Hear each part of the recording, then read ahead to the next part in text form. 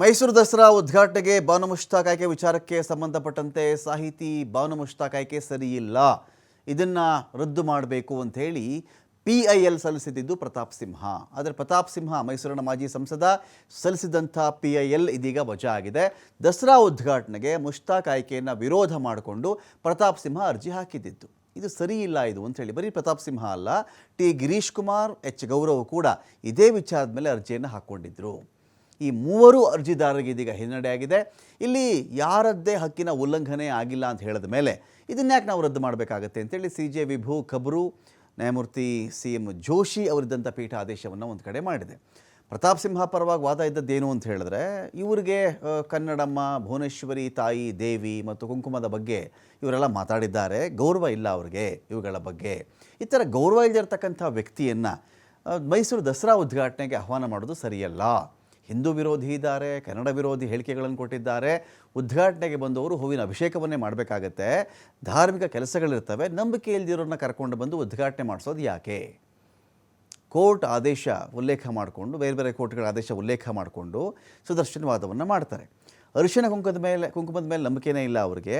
ಇದು ಜಾತ್ಯತೀತ ಹಬ್ಬವಲ್ಲ, ಹಿಂದೂಗಳ ಹಬ್ಬ ಅಂತ ಸುದರ್ಶನ್ ಅವರ ವಾದ ಇತ್ತು. ಒಂದು ಕಡೆ ಚೆಕ್ ಮಾಡಿಕೊಂಡಾಗ ನಿಸಾರ್ ಅಹಮದ್ ಮುಸ್ಲಿಂ ಆಗಿದ್ದರೂ ಕೂಡ ಕನ್ನಡ ಭಾಷೆ ಮಾತೆಯ ಬಗ್ಗೆ ಅವರು ಬರೆದಿದ್ದಾರೆ, ಕನ್ನಡ ವಿರೋಧಿ ಹೇಳಿಕೆ ಅವರು ಕೊಟ್ಟಿರಲಿಲ್ಲ ಅಂಥೇಳಿ ಪ್ರತಾಪ್ ಸಿಂಹ ಮತ್ತು ಅರ್ಜಿದಾರರ ಪರವಾಗಿ ಒಂದು ವಾದ ಇಲ್ಲಿ ಇತ್ತು. ಸರ್ಕಾರದ ಪರವಾಗಿ AG ಶಶಿಕಿರಣ್ ಶೆಟ್ಟಿ ವಾದವನ್ನು ಮಂಡಿಸ್ತಾರೆ. ಮುಸ್ಲಿಂ ವ್ಯಕ್ತಿಯನ್ನು ಕರಿಬಾರ್ದು ಅಂತ ಅವರು ಹೇಳ್ತಾ ಇದ್ದಾರೆ. ಇದೇ ಪ್ರತಾಪ್ ಸಿಂಹ ಸಂಸದರಾಗಿದ್ದಾಗ ನಿಸಾರ್ ಅಹಮದ್ ಅವರು ದಸರಾ ಉದ್ಘಾಟನೆ ಮಾಡೋಕ್ಕೆ ಬಂದಿದ್ದಾಗ ಅವ್ರ ಜೊತೆ ವೇದಿಕೆ ಹಂಚಿಕೊಂಡಿದ್ರು ಇವರು, ಒಂದೇ ಸ್ಟೇಜ್ ಮೇಲೆ ಕೂತ್ಕೊಂಡಿದ್ರು ಇವರು. ಧಾರ್ಮಿಕ ಕಾರ್ಯಕ್ರಮಗಳಿಗೆ ಸಂಬಂಧಪಟ್ಟಂತೆ ಇದೇ ವಿಚಾರದಲ್ಲಿ ಇಲ್ಲಿ ಬಾನು ಮುಷ್ತಾಕ್ ಅವ್ರನ್ನ ಆಹ್ವಾನ ಮಾಡಿಲ್ಲ. ಬಾನು ಮುಷ್ತಾಕ್ ಅವರು ಬೂಕರ್ ಪ್ರಶಸ್ತಿ ವಿಜೇತರಿದ್ದಾರೆ, ಹೀಗಾಗಿ ಅವರನ್ನು ದಸರಾ ಉದ್ಘಾಟನೆಗೆ ಆಹ್ವಾನ ಮಾಡಲಾಗಿದೆ.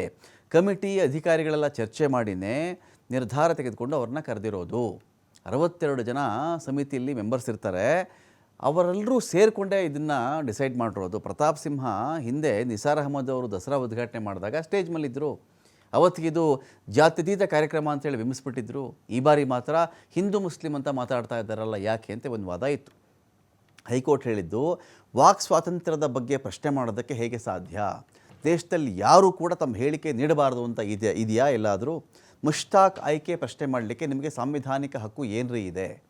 ಮುಷ್ತಾಕ್ ಅವ್ರ ಆಯ್ಕೆ ಪ್ರಶ್ನೆ ಮಾಡ್ತಾ ಇದ್ದೀರಲ್ಲ, ಸಂವಿಧಾನಾತ್ಮಕವಾಗಿ ನಿಮಗೆ ಇರತಕ್ಕಂಥ ಹಕ್ಕೇನು? ನಿಮ್ಮ ಹಕ್ಕಿನ ತೊಂದರೆ ಎಲ್ಲಾಯಿತು? ಇದರಲ್ಲಿ ನಿಮ್ಮ ಅಭಿಪ್ರಾಯವನ್ನು ಸೂಕ್ತ ವೇದಿಕೆಯಲ್ಲಿ ಹೇಳಬಹುದು. ಆದರೆ ಸಂವಿಧಾನ ಕೊಟ್ಟಿರ್ತಕ್ಕಂಥ ಯಾವ ಹಕ್ಕಿನ ಉಲ್ಲಂಘನೆಯಲ್ಲಿ ನಡೆದಿದೆ ಅಂತೇಳಿ ನೀವು ಹೇಳಿ ನೋಡೋಣ. ನಿಮ್ಮ ಯಾವುದೇ ಬೇರೆ ತೀರ್ಪುಗಳು ಉಲ್ಲೇಖ ಮಾಡಿದ್ದೀರಲ್ಲ, ಅದು ಈ ಪ್ರಕರಣಕ್ಕೆ ಅನ್ವಯಿಸಲ್ಲ. ಸಂವಿಧಾನ ಕೊಟ್ಟಿರ್ತಕ್ಕಂಥ ಯಾವ ಹಕ್ಕಿನ ಉಲ್ಲಂಘನೆ ಆಗಿದೆ ಹೇಳಿ. ಪೂಜಾರಿಯ ಪೂಜೆಯ ಹಕ್ಕನ್ನು ಕಿತ್ಕೊಂಡಿದ್ರೆ ಪ್ರಶ್ನೆ ಮಾಡಬಹುದು, ವ್ಯಕ್ತಿ ಆಸ್ತಿ ಕಿತ್ಕೊಂಡಿದ್ರೆ ಪ್ರಶ್ನೆ ಮಾಡಬಹುದು. ನಿಮ್ಮ ಯಾವ ಹಕ್ಕಿಲ್ಲಿ ಹಾಳಾಯಿತು, ಕಿತ್ಕೊಂಡಿದ್ದಾರೆ ಹೇಳಿ. ಸಾರ್ವಜನಿಕ ಸೇವಕರು ಬಾನು ಮುಷ್ತಾಕ್ಗೆ ಆಹ್ವಾನವನ್ನು ಕೊಟ್ಟಿದ್ದಾರೆ. ನಮ್ಮ ಮುಂದೆ ದೇವಸ್ಥಾನ ಅಥವಾ ಟ್ರಸ್ಟ್ನವರು ಇಲ್ಲಿ ಬಂದೇ ಇಲ್ಲ, ನಂಬಿಕೆ ಇಲ್ಲದವರು ಪೂಜೆ ಸಲ್ಲಿಸಬಾರದು ಅಂತ ಬಂದಿಲ್ಲ. ಇದು ಜಾತ್ಯತೀತ ಹಬ್ಬ ಅಂತೇಳಿ ಕೋರ್ಟ್ ಹೇಳಿದೆ.